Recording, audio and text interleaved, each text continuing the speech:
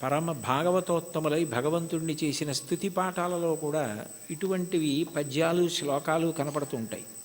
ఈ కీర్తనకి సంబంధించినంత వరకు ఎదురుగుండా ఉన్నటువంటి వెంకటేశ్వరుణ్ణి, తిరుమలలో విరాజమానుడైన వెంకటేశ్వర స్వామి వారి ఎదుట నిలబడి, అది కేవలం ప్రతిమ అన్న భావన కాకుండా ఆయన వెంకటేశ్వరుడే, ఆయన సాక్షాత్తు శ్రీమన్నారాయణుడే అన్న భావనతో అన్నమాచార్యుల వారు మాట్లాడుతున్నటువంటి కీర్తన.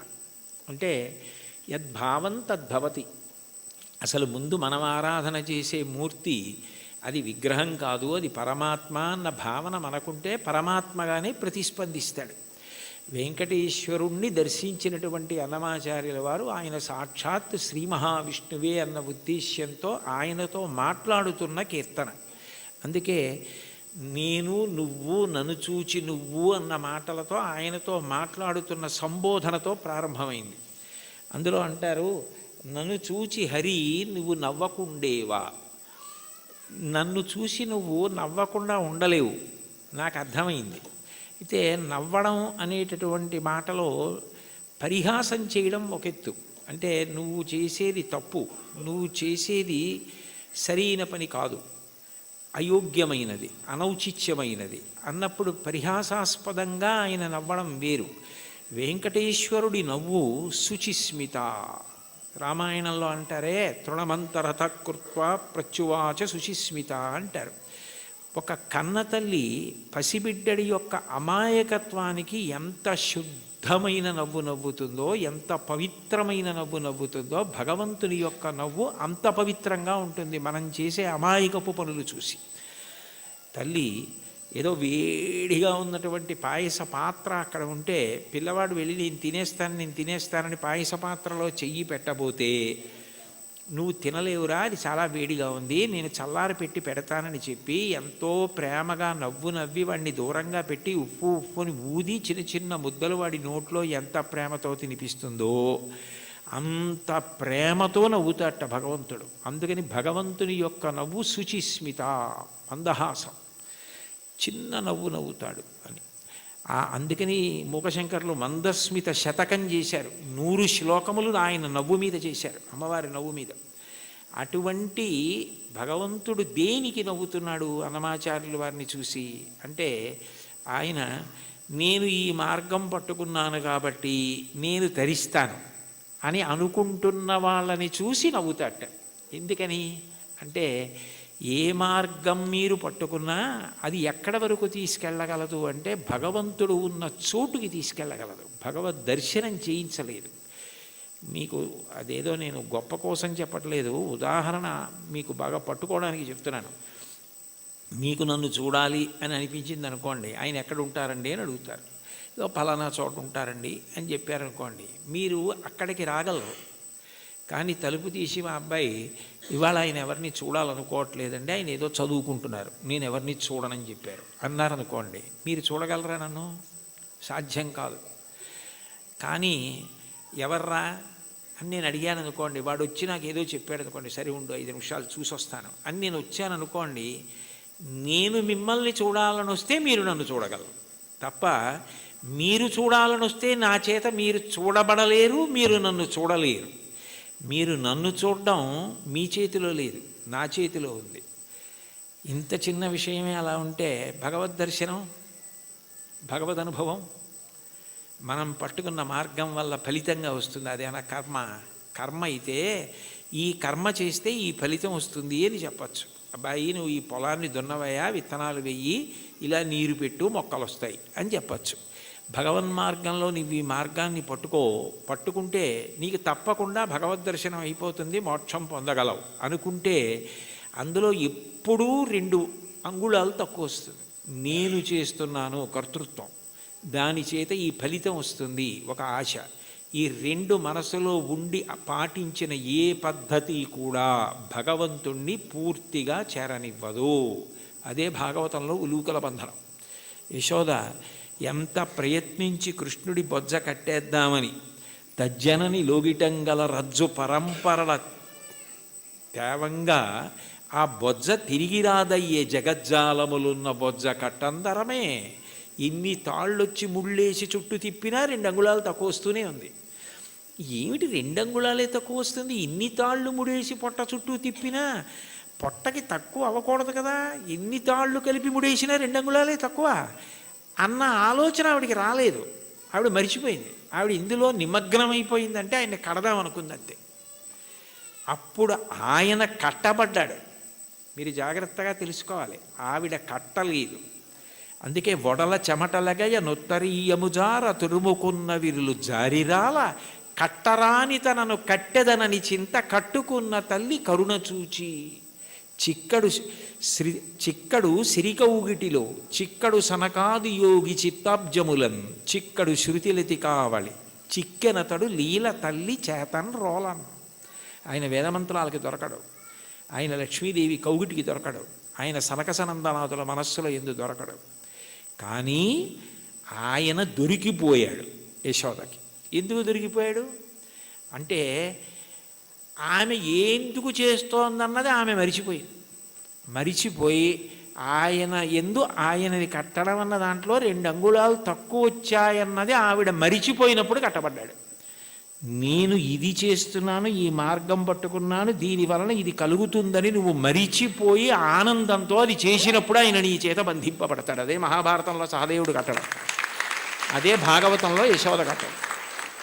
అది లేనప్పుడు నేను ఒకటి పట్టుకుని ఇదిగో ఇది చేసుకొచ్చేస్తున్నాను కాబట్టి నీ దగ్గరికి వచ్చేస్తున్నాను, నువ్వు నాకు వశపడిపోతావంటే నేను గొప్ప ఆయన గొప్ప. అప్పుడు దానికి ఒక పాఠ్య ప్రణాళిక ఉంది, ఇలా చేసేస్తే ఆయన దొరికిపోతాడు. అలా ఎక్కడుంది స్వామి, అలా ఉందా అని చెప్పడానికి మనసుకు గోచరమా మాటలకు గోచరమా?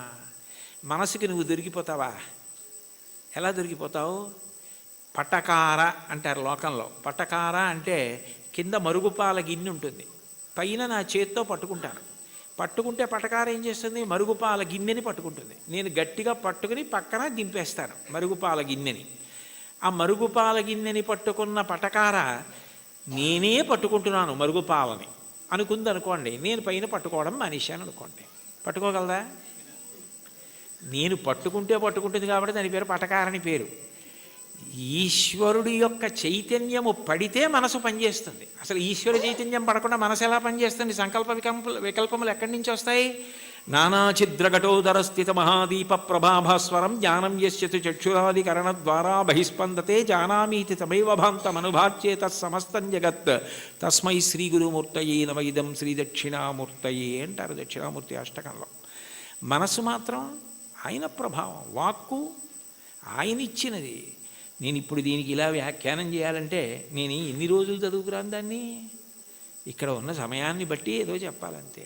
నాకేదో భావన వచ్చిందనుకోండి, ఆ భావన నాలో కదిలినప్పుడు మూలాధార చక్రం దగ్గర నుంచి పైకొచ్చిన గాలి బ్రహ్మరంధ్రం దగ్గరికి వెడితే నువ్వు అట్లా నిర్గమించకూడదు, సమయం రాలేదని వెనక్కి తోసేస్తే నోటిలోకి వచ్చి నిలబడిన వాయువుని నాలుక కదిలి నొక్కితే సొట్టలు పడి గాలి అక్షరములై నా నోట్లోంచి బయటకు వస్తున్నప్పుడు అక్షరములు పదములై పదములు వాక్యములై నా భావనని పట్టుకుని ఆకాశగతమై వచ్చి మీ చెవులలోంచి లోపలికి వెడితే నా భావాలు మీ భావాలు అవుతున్నాయి. సభాభ్య సభాపతిభ్యశ్చ భో నమో నమో. అది చేస్తున్నవాడెవరు? నేను మాట్లాడుతున్నానంటే అర్థం ఎక్కడుంది దానికి? ఇది నేను వెళ్ళిపోయిన తర్వాత నేనే చెప్పాను వ్యాఖ్యానం అంటే ఇది అది చెప్పింది, నేను చెప్పింది అది చెప్పింది. ఇది నాకు మైకు, నేను ఆయనకి మైకు. లోపలుండి ఆయన చెప్తే నేను మైకు తప్ప నేను చెప్పడం ఏంటి? అది తెలిసిన వాళ్ళు నేనన్న మాట అనలేదు. పలికెడిది భాగవతమట, పలికించు విభుండు రామభద్రుండట. నే పలికిన భవహరమవునట, పలికెద వీరుండుగాథ పలుకగనేలా. నా స్వాతంత్రం ఎందుకు? ఆయన ఏది పలికిస్తే అది పలుకుతాడు తప్ప నేనన్నది ఏం లేదన్నారు పోతన గారు. ఏమిటి అంత భాగవతాన్ని ఆంధ్రీకరించిన మహానుభావుడు. కాబట్టి దీనికి ఇది మార్గం అన్నది ఎక్కడుంది అసలు? ఈ మాటల చేత ఆయన వశపడిపోతాడు. నేను ఇన్ని ప్రవచనాలు చేశాను కాబట్టి నేను ఖచ్చితంగా భగవంతుణ్ణి చేరిపోతాను అని ఎట్లా చెప్తావు? ఆయన అనుగ్రహం నీ చేత మాట్లాడించింది. నీవు మాట్లాడడంలో నిన్ను నువ్వు మరిచిపోతే మాట్లాడడం నీ నిప్పి మరిచిపోవడానికి నీ బాధ మరిచిపోవడానికి కూడా కారణమైపోతాయి. నిజంగా నీకేదో నిప్పిగా ఉంది, అయినా మాట్లాడడంలో నువ్వు ఆ నొప్పి మరిచిపోతున్నావు. అంటే అన్నీ మరిచిపోవడానికి నీకున్నది సాధనం అయిపోతాయి. అప్పుడు ఈశ్వరుడు వశపడతాడు. తప్ప ఇది నాకు మార్గము, దీనికి ఇది ప్రయోజనము అని అనుకున్నంతకాలం నువ్వు వశపడతావా స్వామి? అంత అమాయకుడివా?